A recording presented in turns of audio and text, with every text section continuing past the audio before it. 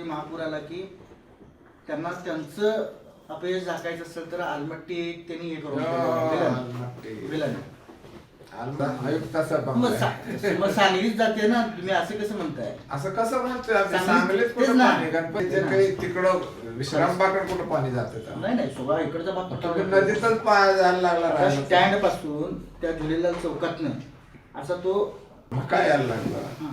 आता जे नदी चालली त्या नदीवर जे बांधले तुम्ही पुलं, ती पुलं किती आहेत, कमी आहेत? मला सांगितलं की नाही की मग पाणीचा फुगवटा येतो तर ते त्यावेळी ती सर्वे काय करत नाही.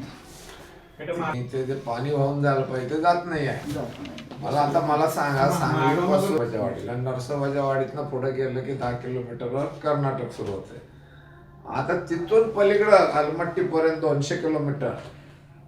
मारुती चौकात पाणी असते तसं सगळ्या गावातनी पाणी असते का इथनं खाली 250 किलोमीटर.